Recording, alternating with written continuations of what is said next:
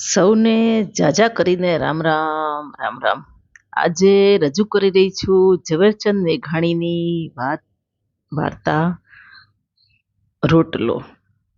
ગુજરાતના હાલાર પંથકના એક ગામમાં સંધ્યાએ કસુંબલ ચૂંદડી ધારણ કરી આકાશને માંડવે પથારી વાળી છે. એવી રૂંઝ્યું પૂંજ્યું વેળાએ અજાણી ભૂમકાના એ આદમીએ ગામની બજારમાં પગ મૂક્યો. ઘેરદાર ચોયણો, ઉપર આછી પછડીની ભેટ, પાસાબંધી કેળિયું, ઉપર 24 આંટાની ગોળ પાઘડી, દાઢી મૂછના કાતરામાં કાબરચીતરી પ્રૌઢતા કડાય છે, પણ ચહેરાની ચામડીની રતાશ એના સુખી પાની છતી કરે છે. ગામના નગરશેઠ સાંજવેડાના ઘરાકને સાચવતા, ખાતાવહી, રોજમેળ અને ઘડિયું જેવા ચોપડાને ઉથાપતા જાય છે અને નામું ખતવતા જાય છે. ગામમાં શેઠનો કરિયાણા ગાંધિયાણાનો બોળો વેપાર અને ગામમાં દાનસ્તા વેપારીની એની છાપ, એટલે સાંજના અટાણાની ઘરાકીની ઘીંગ જામી છે. શેઠ ઘરાકોની ઘેરામાંથી પેલો પાઘડીવાળો આદમી આગળ આવીને બોલ્યો, એક જણને થાય એટલું સીધું તોડી દ્યો ને. સાવ અજાણ્યો સ્વર સાંભળી શેઠની નજર દુકાનના બારશાક ભણી મંડાણી. ચોપડામાં વચ્ચે ટચલી આંગળી ટેકવી અને ચશ્માને ખૂણેથી ઊંચી થયેલ એક નજર આગંતુકના ગજને માપી લીધી. પગથી માથા સુધીના પહેરવેશ અને ચહેરાની સુરખી ઉપરથી ચતુર વણિકે અનુમાન કર્યું કે આ માલધારી સોરઠનો જ હોવો જોઈએ. આમ કેણી પાથી આવો છો ભાઈ? શેઠ આગંતુકની ઉપર માયાભરી આંખ ટેકવી. બહુ આગેથી શેઠ, ગીરના નેહળેથી. આવતલે ટૂંકો જવાબ આપ્યો, ઓહો, અમારા હાલારમાં? હા, બળદો વેચવાના હતા. વેચાઈ ગયા? હા. જ્ઞાતિએ? દેવી પુત્ર છું. મારું નામ સામતબા. હવે શેઠ ગાદીએથી ઊભા થયા. આ પંથકમાં કોઈ સગું સાગવું છે ભાઈ?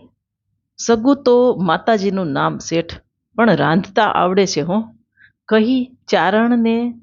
કહીને ચારણ હસી પડ્યો. અરે દેવી પુત્ર, તમારે હાથે રાંધવું પડે? શેઠે ચોપડાની દોરી બાંધી અને પોતાના દીકરાની સામું જોયું. સંસ્કારી વાણિયાનો દીકરો આંખની ભાષા સમજી ગયો. હા બાપુજી, હમણાં કેવરાવી દઉં. દીકરાએ હળવી હસીને ટૂંકમાં જવાબ આપ્યો. શેઠે સામતબાનો હાથ પકડ્યો. ભગવાનની દયા છે ગઢવી, આજ વાડું મારી ઘેર કરવાનું છે અને રાતવાસો પણ. સવારે તમારે સુખેથી નીકળજો.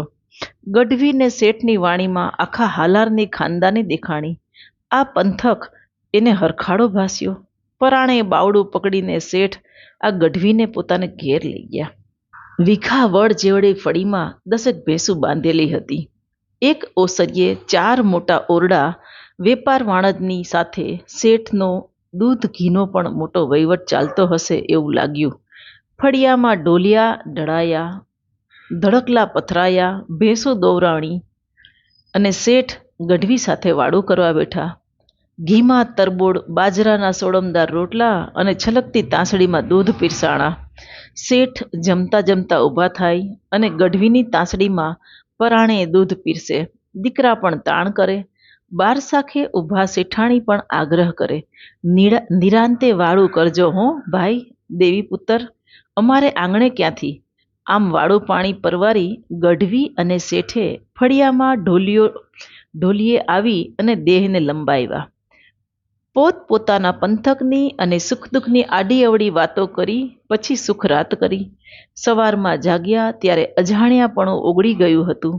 હાલતી વેળાએ ગઢવીએ શેઠાણીના હાથમાં 5 રૂપિયા આપીને, લો બેન, આ મારું કાપડું. થોડી આનાકાની પછી શેઠાણીએ રૂપિયા તો લીધા, પણ ફરી પાછા આવવાનું વચન પણ લીધું. 5 રૂપિયા એ સમયે સાવ નાની રકમ નહોતી. બોન, તમારે ઘેર ભાણા ભાણીના લગ્નમાં જરૂર આવીશ. જય માતાજી કરી ગઢવી પંથે પડ્યા. સામત ગઢવી નેહડે આવ્યા. સમય વીતતો રહ્યો અને વાત ઉપરથી 15 વર્ષના વાણા વીતી ગયા. ગીરનું જંગલ ગાજે છે, ઝાડે ઝાડે, પાને પાન, પહાડે પહાડ, નદીએ નદી સાંજ વેળાએ ટાઢાપોરના ગીત ગણગણે છે. વંકી ધારાના આબડખૂબડ રસ્તાઓ અને ઢાળ ઢોળાઓને પાર કરતા 20 જેટલા જાનના ગાડા દણેણ દણેણ ચાલ્યા આવે છે. જાનની હારે 5 વડાવિયા સિપાઈ છે. ગીતો ગવાય છે, વાતોની ઝકોડ બોલે છે. નદીના વેણમાંથી અને ઝાડીઓની બુહડમાંથી આવતો ઠંડો પવન વાતાવરણને પ્રફુલ્લિત કરી રહ્યો છે. જાનૈયા અને જાનડીઓ લગનનો ઉમંગ ગીરની રડિયાતની જાણે વાર્તા માંડી રહ્યો છે અને એકાએક બધું થંભી જાય છે. ધરતીના પેટાળમાંથી ફૂટ્યા હોય તેવા 20 લૂંટારા ભેખડ ઉપરથી ઘસી આવ્યા અને ગાડાને ઘેરી વળ્યા. ઊભા રાખો ગાડા ની ત્રાડ પડી અને ગાડા હાંકનાર થથરી ઉઠ્યા. વરરાજા સાથે સૌથી આગળના ગાડે બેઠેલા શેઠ હજી તો કાંઈ વિચારે એ પહેલા એને લમણે બંદૂકનું નાળચું આવ્યું. ક્યાંની જાન છે એલા? લૂંટારાનો કરડાકી ભરેલો સ્વર ગીરના ખાખરાના ઝાડવાની ડાળીઓમાં ભરાઈ અને વિખરાઈ ગયો. હાલાર પંથકના સરપદળ ગામના છી બાપુ. શેઠની પાઘડીના આંટા ડોકમાં આવી ગયા. એલા એ વડાવ્યા, હથિયાર મૂકી દ્યો, નીકળ. શેઠને આ વરરાજાના માથા ગોળીથી વિંધાઈ જશે.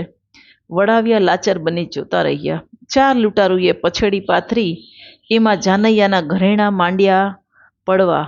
કોઈ પાસે વાલની વાડી પણ બચી નહીં. વરરાજા માટે રાજ દરબારમાંથી લાવેલા હીરામોતીના કિંમતી ઘરેણાં પણ લૂંટારાએ આંચકી લીધા. આખી જાન કકડી ઉઠી, કારણ કે શેઠની તમામ મિલકત વેચાઈ જાય તો પણ રાજ દરબારના એ ઘરેણાંની કિંમત ચૂકવાય એમ નહોતી. શેઠ સહિત સૌના મોઢા કાળા ઠણક થઈ ગયા. લૂંટારા ઘરેણાના પોટલા ચડાવી અને ઘોડે ચડી જંગલમાં અદૃશ્ય થઈ ગયા. મોટી ધાડ પાડી અને હરખાતા લૂંટારા જંગલના આડબીડ રસ્તે નિરાતે ચાલ્યા જાય છે. એમાં પાછળથી સાદ સંભળાયો, એલા કેણીપા. લૂંટારાએ પાછળ જોયું તો કરોડપાણા નેસનો મોભાદાર ગઢવી સામતભા હાથમાં ડાંગ રમાડતો નજીક આવતો દેખાયો. આ સામતભા કોક વેળા અસુરા નેસડે આવેલા ભૂખ્યા દુખ્યાને પૂછતો નહીં કે તમે કોણ છો અને રોટલો આપતો. સામતભાની રોટલાની રખાવટથી લૂંટારા વાકેફ હતા અને અંતરિયાળ ગીરમાં સામતભાનું ચૂપડું અન્નપૂર્ણાના આશ્રમ સમાન હતું.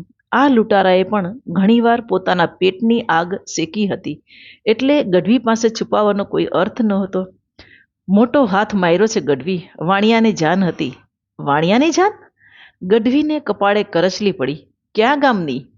હાલાર પંથકના સરપદળની. હે? સામતભા સમસમી ગયા. એ તો મારા ભાણાની જાન.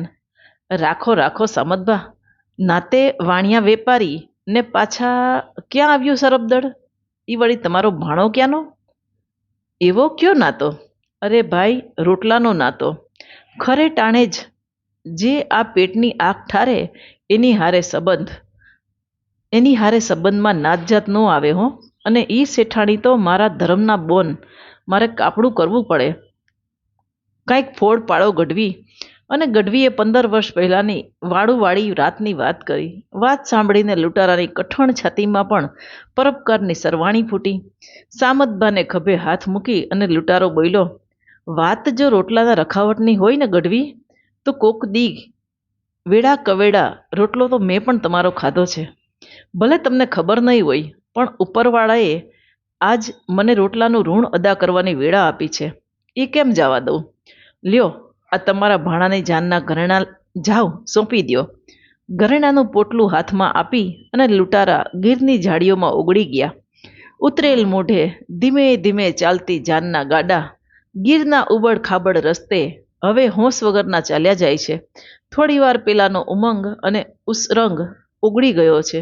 બળદોના ઘૂઘરમાળ પણ હવે જાણે લગન ગીતના છોડને બદલે મરસિયાનો સૂર રેલાવી રહ્યા છે. એવામાં પાછળથી સાદ સંભળાયો, સામજી શેઠ. લૂંટારાના અવાજથી ફફડેલા જાનૈયાના કાળજા ફરી થડકી ગયા. મૂંઝાશો મા બાપ, લ્યો આ તમારા ઘરેણાં, પહેરી લ્યો, કહીને સામતબા આગળ આવ્યા. તમે કોણ ભાઈ? કહીને શેઠ ગાડેથી નીચે ઉતર્યા. જાનૈયાને ભગવાને વાર કરી હોય એમ હરખાતા પોતપોતાના દાગીના પહેરવા લાગ્યા. મને ન ઓળખો શેઠ? ગઢવી 2 ડગલા આગળ આવ્યો. શેઠે એને નિરખીને જોયો. હું સામતબા ગઢવી. તમારે આંગણે મેં રોટલો ખાધો છે, યાદ આવ્યું? અને શેઠે ગઢવીને પોતાની બથમાં લઈ લીધો. ગઢવીએ ઘરેણાં પાછા કેમ આવ્યા તેની માંડીને વાત કરી અને શેઠે કહ્યું, રોટલો દેવાનું નિમ તો મેં તમારા ઘરેથી જ લીધું હતું બાપ, અને તેનું વળતર પણ આજ તમને જ મળ્યું. અરે, તમે તો મારો રોટલો લાખનો કરી દીધો ગઢવી, કહીને શેઠે ગઢવીને ફરી પાછો બથમાં લીધો. હવે તો મારે પણ ભાણાભાઈની જાનમાં આવવાનું છે હો બોન, પણ પેલા આ ગરીબને નેહડે લાપસી ખાઈને પછી જવાનું છે હો. અને શામજી શેઠના દીકરાની જાનના ગાડા ગઢવીના નેહડા બાજુ વળી ગયા. તો આવી છે આપણી સંસ્કૃતિ,